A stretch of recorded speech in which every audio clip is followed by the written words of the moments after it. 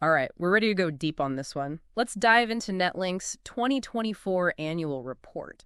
It's not exactly a page-turner, but deciphering these financial reports, well, that's kind of our thing, right? Yeah, we'll unpack it all for you. And by the way, fiber optics and financials, that's like my jam. Haha. Exactly. And it's not just any company, right? This is NetLink. We're talking about the nervous system of Singapore's digital world here. The backbone, the whole infrastructure, really. Every tweet, every purchase, it all flows through their network. It's mind-boggling when you think about it. So their 2024 report, it's a good news story overall. It is, yeah. They're sitting pretty financially, revenue's looking healthy, investors are happy campers with their digital dividends. All good signs. All right, let's break it down. Revenue growth, where are we at with that? So they're boasting a 1.9% increase. Not massive, but hey, in this climate, that's a win, right? Steady and stable, music to an investor's ears. Exactly. And that's kind of their thing. Steady and reliable, just like the fiber optic cables they lay. Page 43 really highlights that. They've got a solid foundation, financially speaking. And those dividends, 5.3 cents per unit, not too shabby. Not at all. Now, let's talk about their plans for the future, because they're calling themselves future ready, which, sounds a bit like something you'd see on a corporate motivational poster. Right, a bit vague, but what are they actually getting at there? So they're really banking on fiber optics, and rightfully so. Page 14, they go into detail about this new central office they're building. It's like laying the groundwork for even faster speeds, more capacity, the works. Oh, I read about that. It's supposed to be finished by the end of next year, right? That's the plan, operational in 2025. And get this, they're building it to BCA IMDA Green Mark standards, which is pretty cool. They're thinking about sustainability right alongside their tech, which you got to respect. It's the way of the future, for sure. But speaking of the future, Singapore has this ambitious goal of boosting nationwide broadband speed, like tenfold, right? It's a bold move. But NetLink, they seem ready for it. Really? Yeah, they've been preparing for this for a while now. Their network at its core can handle this kind of upgrade. Wow. Talk about being ahead of the curve. Exactly. And it's not all on NetLink either. The government, through the IMDA, they're throwing a cool $100 million into this nationwide upgrade. It's a team effort to keep Singapore at the forefront of the digital world. That's reassuring to hear. But let's be real, no company is immune to risk, and they even say it themselves on page 77. So what are some of the big challenges they're facing? Well, they're thinking long term, which is refreshing. I mean, climate change, for example, they're not shying away from that. They've actually done this whole quantitative scenario analysis thing. Oh, wow. I saw that, pages 103 and 120. Pretty intense stuff. Right. They're looking decades down the line and trying to figure out how things like rising sea levels could impact their business. And what's more, they're actually coming up with solutions. That's good to hear. So they've got a plan. Yeah, like for coastal flooding, which is a real concern in Singapore, they're installing flood barriers at their central offices. They're monitoring flood-prone areas, have backup plans to keep things running smoothly no matter what. It's like they've thought of everything. They're trying to, at least. They understand that a stable internet connection, it's essential, so they're taking it seriously. But, beyond the high-tech stuff, there's the governance aspect. The behind-the-scenes stuff, making sure everything's above board. Exactly. And that's something we'll dive into in the next part of our deep dive. So last time we were in the middle of talking about how NetLink makes sure everything is above board. Yes, their corporate governance. They don't mess around there. Give us the rundown. What are they doing to make sure everything's transparent and on the up and up? Well, they lay it all out pretty meticulously, actually. In pages 46 to 73, they've got committees for everything, audits, risk management, you name it. It's all about checks and balances. And I noticed they highlighted their whistleblowing policy on page 67. That seems like a bold move. It is. And it shows they're serious about doing things right. Yeah. They're basically saying, hey, if you see something, say something. They want to be held accountable. Which is refreshing to see.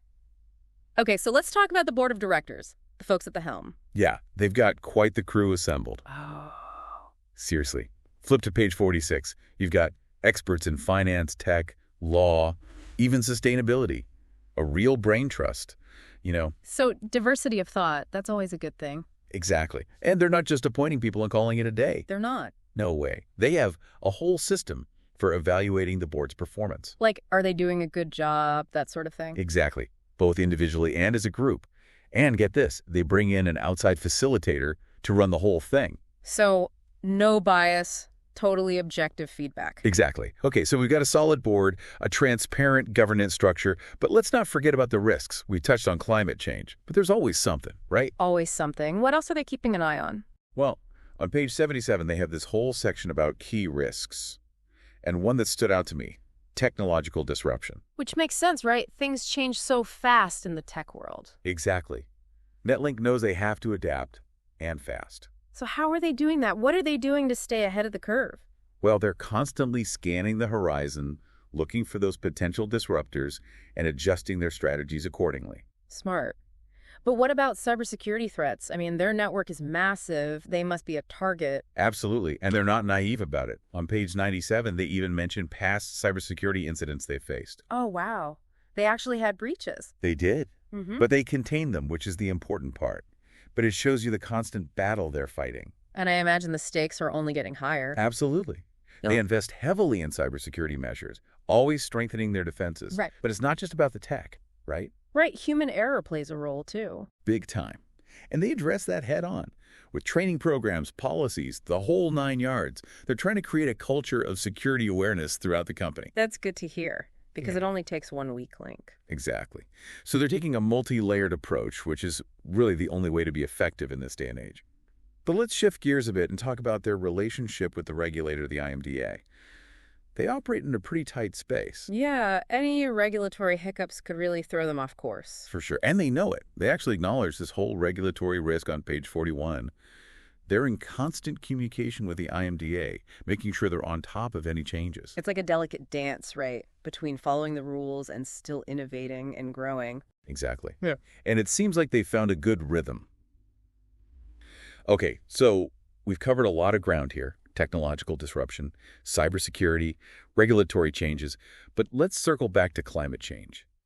What concrete steps are they taking to build a network that can withstand the effects of a changing climate? Well, they're not messing around. Remember those scenario analyses we talked about? The ones where they're looking decades into the future. Those ones? They're taking those seriously, using them to develop actual strategies to mitigate those risks. We're talking rising sea levels, extreme weather, all of it. So they're not just paying lip service to climate change, they're putting in the work. Oh, absolutely. And for a company that's responsible for such critical infrastructure, it's not just commendable, it's essential. They're thinking long-term, which is exactly what we need to see more of. Well said. It's about finding that balance between profit and purpose. They're not just connecting Singapore, they're helping to future-proof it. Now, in our final part, let's connect all of this back to you, the investor, the everyday user. So we've covered a lot about NetLink, how they operate, the challenges they face, but what's the bottom line for investors and everyday users like us? I think the big takeaway here is this is a company that gets it. They're not just chasing profits, they're playing the long game, investing in sustainability and social responsibility. And that's got to be appealing to investors, right? Knowing this is a company with a vision for the future. Absolutely. But it's not just about the investors, right? Yeah. For the everyday person, it boils down to trust. Trust. Knowing that the company responsible for your internet connection, something you rely on every day, is actually thinking ahead, trying to anticipate problems before they happen. I mean, it's huge. It's like you don't realize how much you depend on something until it's gone, right? Exactly, and they get that. But, there's more to the story than just infrastructure and risk management. Page 73, they talk about their commitment to a sustainable supply chain. Right, so they're not just focusing on their own backyard. Exactly. They're holding their suppliers to the same high standards they set for themselves, which is impressive. And then on page 108, they go into their dedication to employee well-being, development programs, all that good stuff. So it's a holistic approach, looking at the big picture. Absolutely. And it's what makes NetLink so interesting. They're proving that you can be profitable and ethical, a good corporate citizen, if you will. It's a good lesson for any company, really. Couldn't agree more. So as we wrap this up, what's the key takeaway you want our listeners to remember? NetLink, they're not just building a network, they're building a future. And they're doing it with a focus on sustainability, on social impact, on doing things right. Well said. And that future, it's looking pretty bright, not just for NetLink, but for all of us who rely on a connected world. I'll second that. Well, folks, that's a wrap on our deep dive into NetLink's 2024 annual report. We hope you found it insightful, maybe even a little bit inspiring. Always a pleasure joining you for these deep dives. And to our listeners, until next time, keep asking questions, Keep learning, because knowledge, as they say, is power.